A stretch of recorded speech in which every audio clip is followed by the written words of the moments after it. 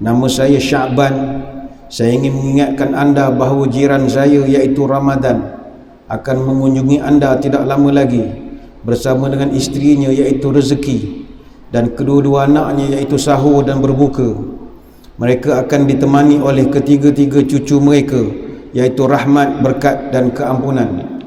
Mereka akan pulang selepas 30 hari dengan menaiki penerbangan pesawat Idul Fitri Airlines.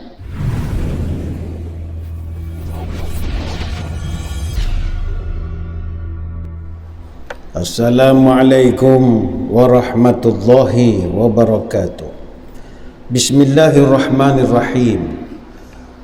Alhamdulillahi hamdan katsiran tayyiban mubarakan fihi kama yanbaghi li jalali wajhika wa li 'azimi sultanik. Allahumma salli ala sayyidina Muhammadin abdika wa rasulika an-nabiyyil ummi wa ala alihi wa sahbihi wa sallim. Nawaitu ta'alluma wa ta'lim wa tadhakkura wa tadhkir wa nafa'a wal intifa' ibtigha'a wajhillah mardatihi wa qurbihi wa thawabihi lillahi ta'ala. Allahumma barik lana fi Sya'ban wa ballighna Ramadan. Ya Allah, berkatkan umur kami pada bulan Sya'ban, panjangkan umur kami dapat bertemu dengan bulan Ramadan. Allahumma qad azallana syahru Ramadan wa hadara fasallimhu lana wa sallimna lahu warzuqna siyamahu wa qiyamahu warzuqna fihi al-jidda wal ijtihad wal nashat wa a'idhna fihi minal fitan. Ya Allah, Ramadan semakin hampir, sampaikanlah kami kepada Ramadan dengan selamat, anugerahkanlah kepada kami rezeki dapat melaksanakan puasa dan solat di waktu malam, kurniakanlah kepada kami ketekunan, kesungguhan dan juga semangat, dan kami berlindung padamu daripada fitnah yang muncul sepanjang bulan Ramadan. Yang dihormati para pegawai ahli jawatan kuasa Masjid Negeri Sultan Ahmad I, tuan-tuan guru, para alim ulama, para habaib, muslimin muslimat, hadirin hadirat, tuan-tuan puan-puan, moga-moga dirahmati Allah sekalian. Bulan Ramadan bakal bertandang. Semua yang beriman kini diundang membaca zikir Al-Quran berkumandang. Lailatul Qadar mari dihadang. Telah tersebut di dalam Al-Quran panggilan bagi orang-orang beriman, tak kira lelaki maupun perempuan, hendaklah puasa di bulan Ramadan. Tak berapa lama lagi sudah pastilah kita akan banyak menerima WhatsApp, message daripada rakan taulan kita mengucapkan selamat menyambut kedatangan bulan Ramadan Al-Mubarak, selamat jalan Sya'ban dan bagai-bagai lagi. Ya, sememangnya Sya'ban sudah semakin berada pada penghujungnya. Teringat saya mesej yang pernah diterima bila nak tiba saja bulan Ramadan. Ada seorang tu dia hantar mesej agak menarik juga, kata dia, Assalamualaikum, nama saya Sya'ban. Saya ingin mengingatkan anda bahawa jiran saya iaitu Ramadan akan mengunjungi anda tidak lama lagi bersama dengan isterinya iaitu Rezeki dan kedua-dua anaknya iaitu Sahur dan Berbuka. Mereka akan ditemani oleh ketiga-tiga cucu mereka iaitu Rahmat, Berkat dan Keampunan. Mereka akan pulang selepas 30 hari dengan menaiki penerbangan pesawat Idul Fitri Airlines. Hargailah mereka dan anda akan mendapat berkat. Saudara, benar, hari demi hari terus berlalu, bulan Sya'ban terus melaju dan Ramadan semakin dekat. Malam ini kita dah pun masuk 21 Sya'ban.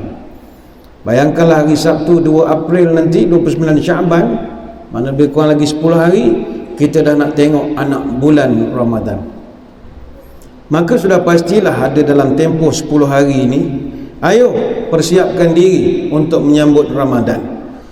Sebab kata Imam Abu Bakar Az-Zur'i rahimahullah, tanda orang beriman itu dia tidak boleh tidak, dia mesti prepare apabila nak menghadapi hari-hari mustahak dalam kehidupan dia.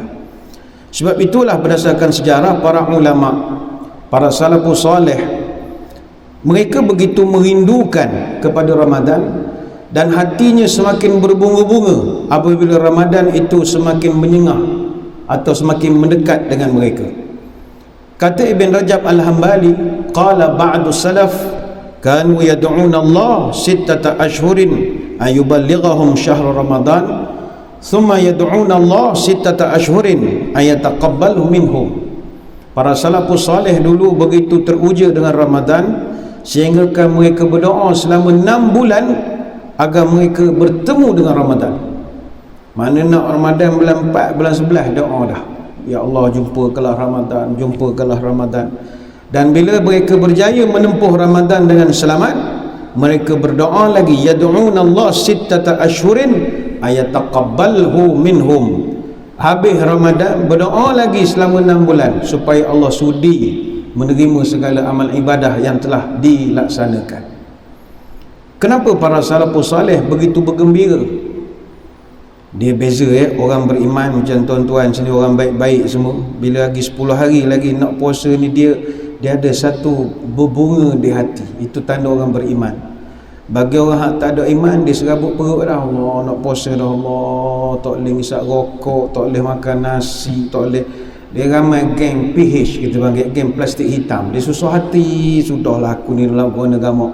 Orang beriman tak, dia macam ada keterujaan. Keterujaan bukan kerana teruja kerana Ramadan itu, tapi vibes, suasana ibadat tu kita rindukan.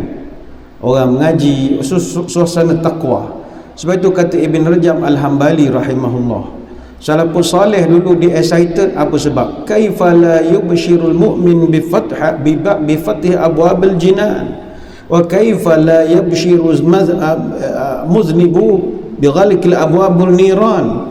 Kaifa la yubshirul anqilu bi waqti yaghlu fihi syayatin min aina yushabbihu hadha zamanu zaman. Kata Ibn Rajab Al-Hambali, bagaimana mungkin hati kita tidak terdetik dengan kegembiraan tatkala diberitahu oleh Nabi bahawa sepanjang bulan ini pintu surga dibuka? Takkanlah tak terdetik kegembiraan. Kita kalau pergi ke Madinah, pergi ke Mekah, tuan-tuan mungkin lama tak pergi, kita pergi sana sekarang semua pakai apps dalam telefon. Kalau nak masuk Raudah, nak ziarah makam ni dululah, sekarang ni dah endemik ni, dah tak ada masalah, kecuali kawasan mataf, tawaf dan juga masuk ke Raudah, pakai apps nama Tamarna. Kita buka hari-hari nak cari kalender mana warna hijau, biasanya merah lah, penuh aja. Tiba-tiba kita duk godeh-godeh, puk hijau, pintu Raudah dibuka. Kita booking nak masuk satu slot dan benda tu dapat.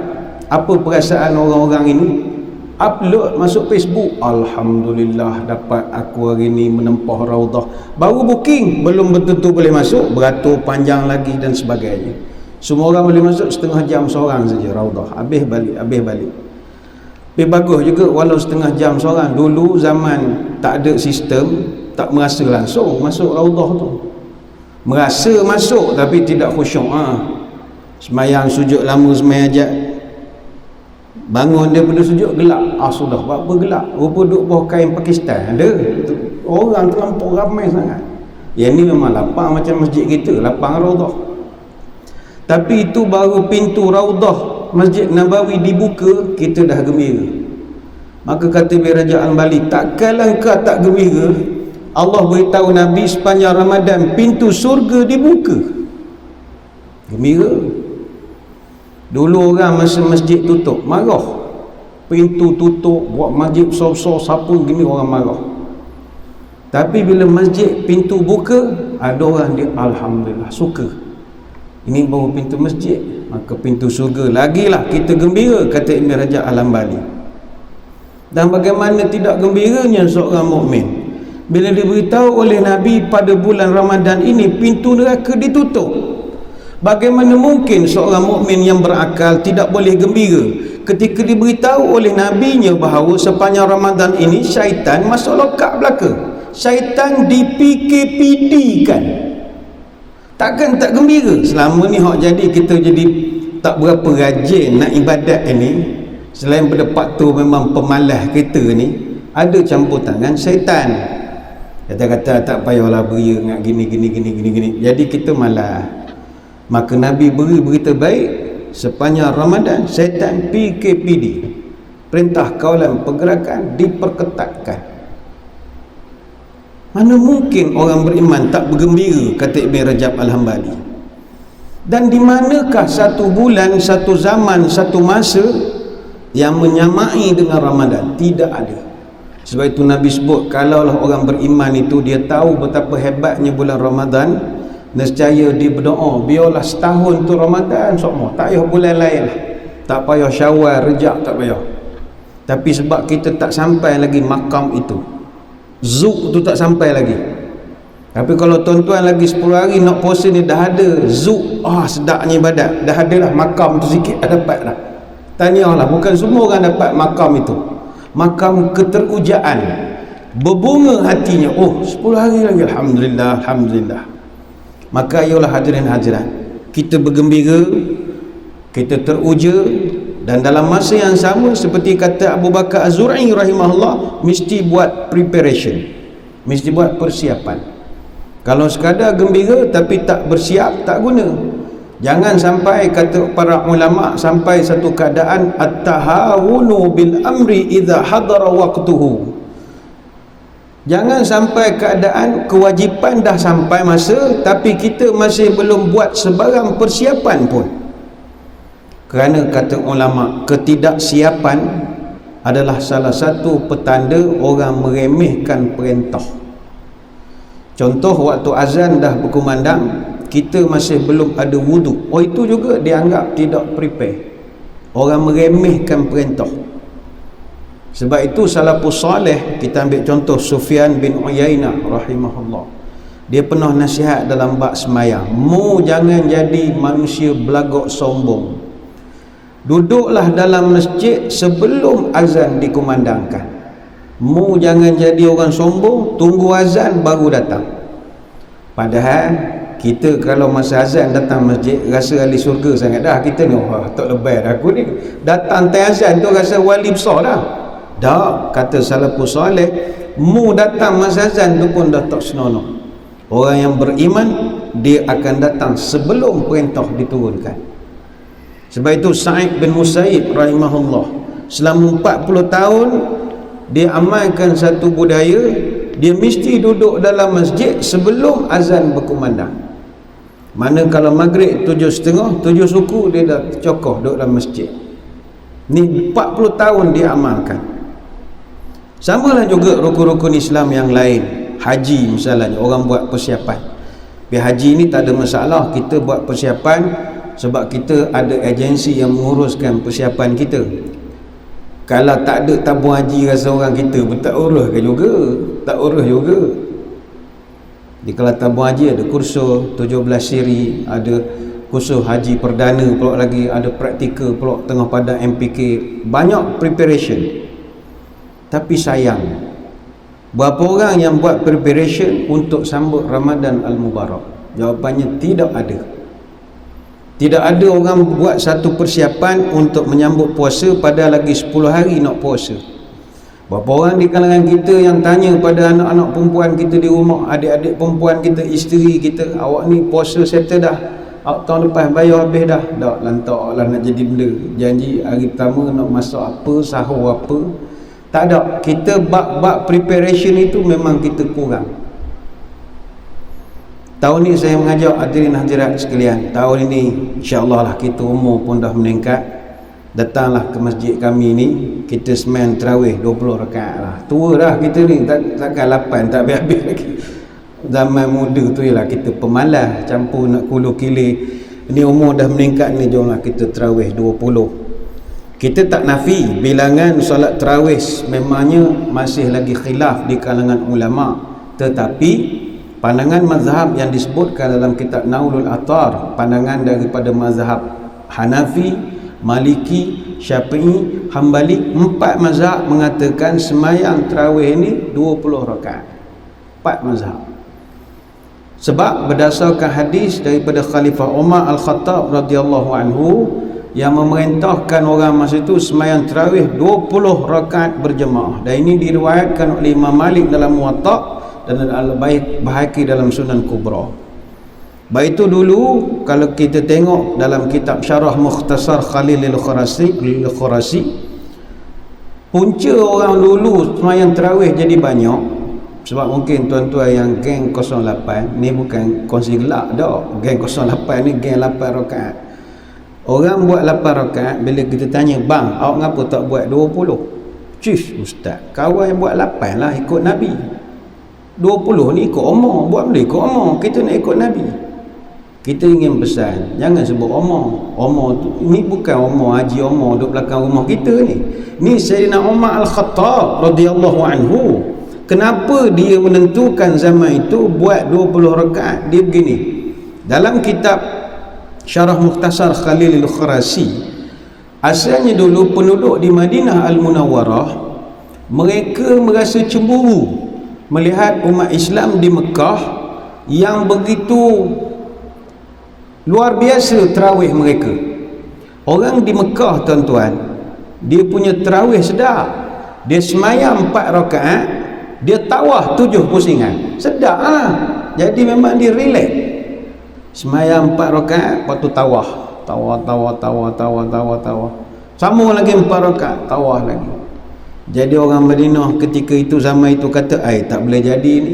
Puak dia banyak sungguh pahala bulan puasa ni, tawah lagi, tarawih lagi. Dah guna gamuk kita.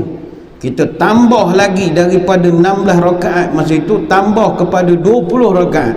Sebagai ganti sebab mereka tak dapat buat tawah di Madinah. Jadi total masa itu semayang tarawih umat Islam di Madinah 36 rakaat asalnya.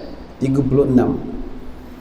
Dan kata Al-Bisati dalam Syarah Al-Burdah, orang pertama yang melaksanakan semayang tarawih 30 rakaat adalah Khalifah Umar bin Abdul Aziz rahimahullah. Sebab itu ingatlah bahawa para ulama dulu bersungguh-sungguh nak meningkatkan jumlah bilangan rakaat tarawih mereka, sebab mereka nak ambil kesempatan pahala berganda-ganda sepanjang bulan Ramadan Al-Mubarak nanti. Tapi saya percaya di Malaysia pasti ramai jemaah kita yang takkan mampu nak sembahyang 36 ataupun 30 rakaat tarawih seperti dalam mazhab Maliki. Payah nak cari orang kita yang boleh 30-36 rakaat. Maka kita yang bermazhab Syafi'i teruskanlah sembahyang tarawih 20 rakaat. 20 rakaat. Jadi tahun ni kita cubalah buat 20 rakaat. Tahun lepas kita masa Perintah Kawalan Pergerakan Pemulihan, kita diminta tutup masjid pukul 10 malam. Jadi sembahyang kita buat 8, lepas tu buat 20. Ketika 8 kita baca Quran agak panjang. Masa tu jemaah kita lama tak ke masjid. Masjid tak open public. Jadi bila orang ni lama tak warm up, datang-datang terus bersukannya, kita panggil bersukan lah, tak warm up datang bersukan. Malam hak pertama Ramadan buat 8 rakaat. Semua dah masuk malam kedua, separuh kapek tak ada orang dah. Semua dah tak sanggup nak sembahyang, lama sangat. Yalah, tarawih yang setahun sebelumnya semua kita sembahyang di rumah. Tuan-tuan semua jadi imam interim masa itu kan. Tahun lepas boleh ke masjid, tapi sebab lama tak ke masjid, dia warm up tak ada. Dia sembahyang ni pun macam sukan juga, kena warm up. Kalau tak warm up memang krem, kita tak larat. Bisa kira di sini dah banyak kali dah sembahyang subuh, jemaah apa semua, insya-Allah tak ada masalah. Cuma sekali lagi kita menyeru, tahun ini kekallah setia bersama imam daripada rakaat pertama sampai rakaat witir. Kekal. Apa sebab? Kalau kita tak duduk kekal bersama imam, kita hilang fadilat yang sangat besar. Apakah fadilatnya? Nabi pernah menyebut, man qama ma'al imam hatta yansarifa kutiba lahu qiyamul lailatin. Siapa yang berdiri bersama imam sampai habis imam tu berdiri, makna sampai habis dia bertugas, dituliskan baginya pahala seolah-olah dia qiyamul lail sepanjang malam. Hadis riwayat Imam At-Tirmizi. Bayangkan tuan-tuan betapa rugi kita selama ni, sebab kita jadi geng 08. Kita datang semayang tempat 20, imam bangun pada rakaat yang ke-10, kita balik. Rugi ya. Rugi. Habis ustaz guna gamuk, saya tetap nak buat 8, saya tak daya nak buat 20. Tak ada masalah. Kalau tuan-tuan nak buat 8, cari tempat yang buat 8 juga. Jadi kita boleh sama dengan imam. Imam tu pun geng 8 juga. Jadi habis semayang sama-sama habis. Ini juga bererti kalau kita jenis nak buat 20, jangan pergi tempat 8. nanti dia akan bercanggah dengan perlakuan orang setempat. Jadi kita cari yang sekufu dengan kita. Tapi kalau tuan-tuan nak buat 8 juga, nak datang macam lagi datang, kita tak halau, takkan nak tanya pula, encik nak buat 8 ke 20? 8 balik lagi cari surau asrama. Sedih tak buat 8. Dah masuk je. Hilang fadilat qiyamul lail sepanjang malam. Mana ada orang rajin nak qiyamul lail sepanjang malam? Tak ada orang pemalas macam kita ni sembahyang tengah malam. Tengah hari pun malas nak sembahyang tengah malam apa? Jadi kita tak mampu nak buat, cari fadilat saja. Amalan yang kalau kita buat dapat pahala sama seperti orang qiyamul lail sepanjang malam. Jadi tahun ni berazam, kita berazam dapat pahala niat pun jadilah. Berazamlah nak kekal bersama imam daripada mula sampai habis. Muslimin muslimat sekalian, pada malam ni saya ingin menarik perhatian. Salah satu daripada perkara yang kita kena teruja dengan Ramadan ini adalah Allah Ta'ala menyelamatkan kita daripada godaan setan. Dan ini satu perkara besar. Ramai orang bila baca hadis-hadis, setan dia belenggu, setan dia rantai, bagi dia benda tu biasa saja. Tahukah kita semua bahawa setan ni musuh kita yang paling berbahaya sekali? Setanlah puncanya Adam dan Hawa boleh tergelincir daripada menjadi ahli syurga. Dan dia berazam untuk semua anak cucu Adam, dia akan kalahkan seperti mana dia pernah kalahkan kepada Hawa dan juga Nabi Adam. Sebab itu kita syukur pada Allah bila Allah telah mem-PKPD-kan musuh kita yang nombor satu ini. Kain belah pakaian seniman, anak batu buat senjata. Bukankah Allah telah berfirman, syaitan itu musuh yang nyata. Ramadan penuh dengan rahmat, ambillah dia sekuat dapat, supaya kelak menjadi kuat terlepas godaan syaitan yang laknat. Syaitan dan iblis akan diikat, semua mukmin diawasi malaikat. Jadilah puasa kita semakin berkat dan amalan kita terus melekat. Maka wajar untuk kita bergembira bila kita dengar syaitan itu dipenjarakan. Cuma ialah ada orang dia tanya, Ustaz, macam mana orang khabar syaitan ini dipenjarakan sedangkan sepanjang bulan Ramadan banyak juga maksiat yang berlaku? Maka di sini ada perbahasan ulama. Kata para ulama, dalil-dalil tentang Allah menyebut atau Nabi menyebut syaitan itu di PKP-kan atau dipenjarakan, itu penggunaan bahasanya berbeza-beza. Ada hadis yang Nabi guna perkataan sufidatis syayatin. Ada hadis Nabi gunakan perkataan itu berbeza-beza.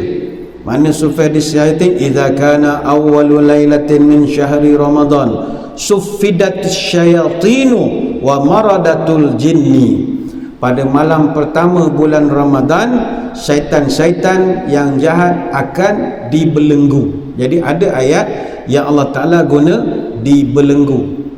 Ada ayat kata ulama Nabi guna idza dakhala syahru Ramadan futihat abwabus sama wa ghulliqat abwabu jahannam wa sulsilatis syayatin. Garis bawahkan perkataan sulsilah.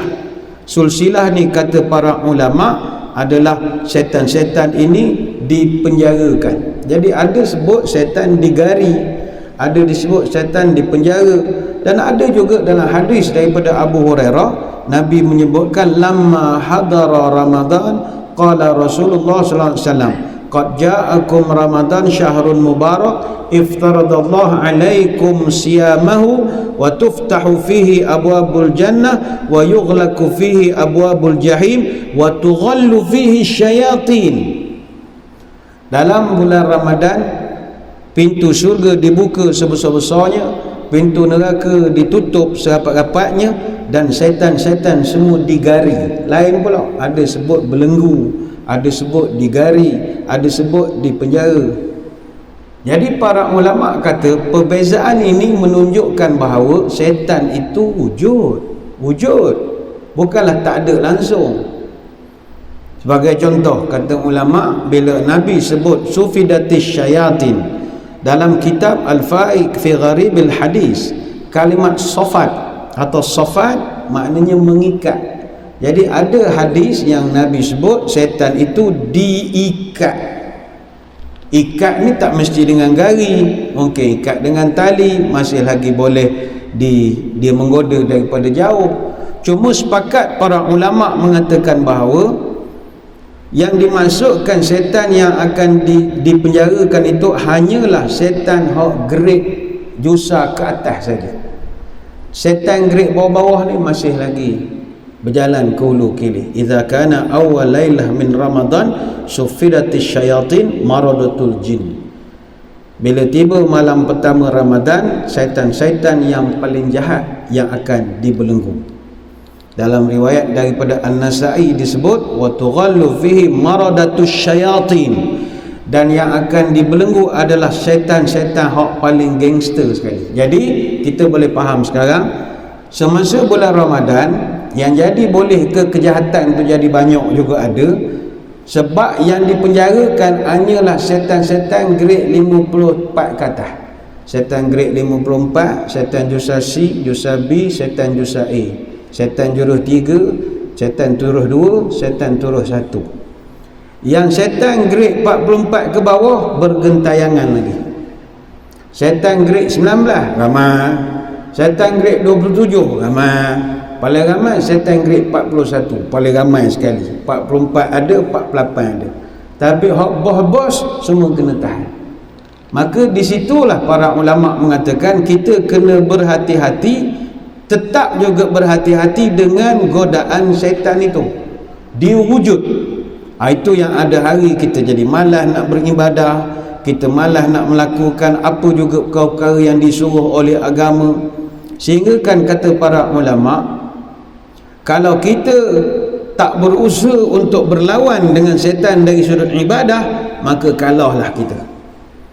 Dalam kitab Al-Jin wa Sifatuhum wa Subul Wiqayati min Syarrihim, karya Syekh Abdul Hamid bin Abdul Rahman Asy-Syakhibani, dia menyebutkan bahawa kita kalau bulan puasa, kok mana pun kita kena buat beberapa amalan khusus supaya syaitan yang kecil-kecilan ini tak boleh mengganggu kita. Pertama sekali adalah kena jangan tinggal baca Quran. Tak boleh tinggal. Bulan puasa mesti baca Quran. Hatta Nabi SAW pun, walaupun Nabi ni hafal Quran, dia tetap bertadarus pada bulan Ramadan. Yalqahu Jibril wa kana yalqahu fi kulli lailatin min Ramadan fayudarisuhul Qur'ana. Kata Ibnu Abbas, Nabi kita setiap kali Ramadan, Jibril akan datang jumpa Nabi dan Jibril akan yudarisuhul Quran, dia bertadarus Quran. Dalam bahasa Arab, kalimat darasa yudarisu berasal daripada fa'ala. Fa'ala ni maknanya lil musyarakah baina itsnain, melibatkan lebih daripada satu orang. Maknanya bulan puasa nanti tuan-tuan nak mengaji, kalau ikut sunnah Nabi, jangan ngaji seorang. Macam sekarang kita habis isyak ambil mushaf, nyandar dinding baca seorang. Ramadan kena tukar, cari satu orang sparring, mesti mau baca. Ini sunnah Nabi. Dan kata para ulama, minimum Nabi khatam Quran setahun sekali bersama dengan Jibril. Dan pada tahun di mana Nabi wafat, Nabi khatam 2 kali Quran bersama dengan Jibril AS. Jadi kalau nak jauh daripada setan, bacalah Quran. Sehingga Nabi sebut, la taj'alu buyutakum maqabir, jangan kau buat rumah macam kubur. Mana rumah kita sunyi je, tak ada apa-apa, langsung bacaan Quran. Jangan, kata Nabi, inna syaitan yanfiru minal baitil ladzi tuqra'u fihi suratul Baqarah. Syaitan akan lari lintang pukang kalau rumah itu sering dibacakan surah Al-Baqarah. Hadis riwayat Imam Muslim. Jadi Ramadan nanti jangan tinggal Quran. Kalau masa yang sama kami menyemput hadirin hadirat, datanglah ke Masjid Negeri. Kita Ramadan tahun ni kita buka sepenuhnya untuk tuan-tuan nak menjalankan ibadah. Kuliah-kuliah kita pun berjalan. Kita ada kuliah duha berjalan, kuliah zuhur ada. Tarawih kita tak ada tazkirah, kita concentrate semayang saja. Sebab masjid kita ni minta maaf lah, tak berekon. Jadi kalau nak semayang kemudian nak tazkirah, takut tuan-tuan renyah nak menunggu lama. Jadi kita concentrate waktu malam kita hanya tarawih, tapi siang kita banyak adakan program. Dan juga kita ada menyediakan iftar untuk nak buka puasa, moreh dan sahur kita sediakan. Percuma datang sajalah. Sahur lepas 16 Ramadan lah kita sedia, sebab untuk orang iktikaf di masjid. Tapi moreh dengan berbuka kita sedia. Dan kita menggalakkan kepada tuan-tuan puan-puan, sebab kita pun budak-budak apa boleh datang, tak ada masalah. Kami menggalakkan tuan-tuan berbuka di masjid, dapat iktikaf. Bagus, bawa lah makanan masing-masing, maksudnya selera masing-masing. Sekarang maklum sajalah, kok hak kami sediakan takut tak kena dengan tekak. Jadi siap-siap lah bawa pada rumah. Datang bawa siang mengikut tingkat. Datang carilah sudut mana-mana, bentang tikar, duduk 3-4 beranak kita, anak beranak. Azannya maghrib, makan selera kita, air kita, Nescafe kita hantarlah. Nak join yang kami sedia pun ada juga. Nanti habis makan manis lebih kurang, sembahyang maghrib sekali. Sembahyang maghrib kita dengan imam. Habis sembahyang maghrib kita minta dah imam jangan baca panjang sangat, orang nak makan nasi pula. Jadi habis maghrib sambung makan lagi. Tak ada benda lah, makanlah sampai isyak. Tuan-tuan buat macam di Masjidil Haram je lah, anggap begitu datang bawa keluarga. Kita nak budaya masjid kita ni, masjidku rumahku, rumahku masjidku. Bawa keluarga datang ke sini, dapat pahala iktikaf. Daripada pukul 6 lebih kita datang, dapat iktikaf sampailah pukul 10 malam lebih kurang. Malam pun kita ada moreh lagi. Jadi kalau dapat sebulan penuh kita bawa keluarga kita ke masjid beribadah, percayalah tak ada apa yang boleh mengganggu kita daripada segi nak menjalankan ibadah. Setan pun tak lepas nak kacau kita. Jadi ni yang pertama kata ulama, jangan tinggal mengaji Al-Quran, tak boleh.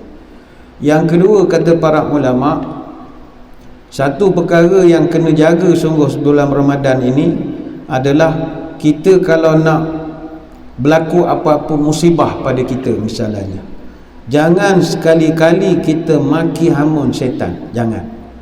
Dia dah duduk dalam penjara, kita duduk nyebut-nyebut nama dia, Nabi tak beri. Ada seorang sahabat pernah bercerita, kuntu radifun nabi fa'asarat dabatuhu faqultu ta'isa syaitan. Pernah sekali dulu saya membonceng kenderaan Nabi, tiba-tiba kenderaan Nabi ni, haiwan Nabi yang Nabi tunggang ni tergelincir kaki dia. Jadi sahabat yang duduk di seat belakang agak dia melatah, terkeluar daripada mulutnya perkataan ta'isa syaitan, celaka setan. Disebut celaka ke setan. Bila Nabi dengar, Nabi marah, la taqulu ta'isa syaitan, awak jangan sumpah setan. Terkejut sahabat, apa tak boleh sumpah setan? Dia kata hak kita baca auzubillah tu Allah je yang boleh sumpah setan ni, kita tak boleh sumpah setan. Kenapa ya Rasulullah? Fa innaka idza qulta zalika ta'azama. Kalau engkau bila berlaku benda sikit-sikit setan, ta'azama, badan setan tu akan jadi besar, hatta yakunu mithlal bait, dan dia punya besar sama besar saiz rumah, kata Nabi. Asalnya setan tu kecil kerana dia dihinakan bulan Ramadan, tapi sebab kita nyebut dia sama, dia jadi besar kepala. Bila dia besar rumah. Wa yaqul biquwwati, dan dia akan beritahu pada kawan-kawan dia, mau tengok aku duk penjara, geng ni sebut ke nama aku. Dia jadi Nabi tak nak setan jadi walakin, kata Nabi, justru qul bismillah, apa juga berjadi pada kamu sebutlah dengan nama Allah. Fa innaka idza qulta zalika tasaghara, sebab bila engkau sebut saja dengan nama Allah, syaitan tu akan menjadi tasaghara, mengecil, hatta yakuna mithla dzubab, sehingga saiznya sebesar lalat saja. Jadi hati-hatilah bulan puasa ni, jangan menyebut langsung nama syaitan. Nak jumpa seranah dia ke, tak payah sajalah. Kita terus zikir, keluar daripada rumah, tawakal kepada Allah, perjalanan kita selamat. Moga-moga dengan kita melakukan benda-benda begitu, Allah akan jaga kita. Maka muslimin muslimat sekalian, marilah lagi 10 hari kita nak menyambut Ramadan Al-Mubarak ini, mari kita buat persiapan. Tanyalah kepada anak-anak perempuan kita, isteri kita, adik-beradik perempuan kita, awak ni hutang-hutang dah selesai ke belum? Takut terlepas pandang, sibuk galik main telefon, main TikTok siang malam, lupa nak ganti ke puasa dan bagai-bagai. Mana ada hutang, bayarkan dulu. Dan kita pun bolehlah belik-belik dah kitab-kitab fiqh. Kami pun dah minta dengan guru-guru yang mengajar di masjid negeri waktu maghrib, waktu subuh, walaupun mengajar bab akidah tapi selit juga tentang Ramadan, supaya jemaah kita boleh kaji balik. Benda dah setahun tak buat puasa ini, jadi banyak benda terlepas pandang. Kita tak nak dah jemaah kita bila tiba bulan Ramadan masih lagi blur tentang beberapa hukum hakam yang sangat asas di dalam puasa. Tak habis-habis asal jumpa bulan puasa, asal puasa hari kedua Ramadan, soalan yang paling kerak dia tanya, ustaz, korek hidung batal tak puasa? Tak habis-habis cerita korek hidung. Dah 10 tahun orang jawab, tanya lagi korek hidung. Tak selesai masalah korek hidung ni. Jadi bolehlah kita buat balik ya, kaji balik, study balik. Saya kira sekadar itulah sembang-sembang pada kesempatan malam ini. Terima kasih atas perhatian. Mohon maaf sebarang kekurangan. Moga-moga bertemu lagi pada lain-lain kesempatan. Sekali lagi kita mengajak seluruh muslimin muslimat, datanglah ke Masjid Negeri Ustaz Ahmad 1. Kita akan cuba berikan yang terbaik kepada saudara-saudari, tuan-tuan sekalian, untuk menjalankan ibadat di sini. Kita ni kalau kurang satu je, kita tak ada ekor je. Yang lain insya-Allah kita usaha sehabis mungkin nak beri pada jemaah kita ini keseronokan jalankan ibadat. Ekor ni makan masa sikit lah, benda besar sangat bangunannya. Saya kira sekadar itu. Sebelum berpisah, marilah kita menadah tangan berdoa. Moga pertemuan kita diberkati oleh Ilahi. A'udzubillahi minasyaitonirrajim. Bismillahirrahmanirrahim. Allahumma salli ala Sayyidina Muhammadin wa ala ali Sayyidina Muhammad. Allahumma barik lana fi Sya'ban wa balighna Ramadan. Ya Allah, berkatkan umur kami pada bulan Sya'ban, panjangkanlah umur kami dapat bertemu dengan bulan Ramadan. Allahumma qad azallana syahru Ramadan wa hadara fasallimhu lana wa sallimna lahu. Ya Allah, Ramadan semakin hampir, sampaikanlah kami kepada Ramadan dengan selamat. Warzuqna siyamahu wa qiyamahu. Kurniakanlah kepada kami kemampuan berpuasa pada siangnya dan solat pada waktu malamnya. Warzuqna fihil jidda wal ijtihad wan nasyat. Kurniakanlah kepada kami ketekunan, kesungguhan dan juga semangat ketika beribadah di bulan Ramadan. Wa'izna fihi minal fitan. Dan kami berlindung padamu sebarang fitnah-fitnah yang muncul pada bulan Ramadan. Wassallallahu ala sayyidina Muhammadin wa ala alihi wa sahbihi wa baraka wa sallam. Walhamdulillahi rabbil alamin. Sekadar itu, wabillahi taufiq wal hidayah. Wassalamualaikum warahmatullahi wabarakatuh. Wallahu a'lam.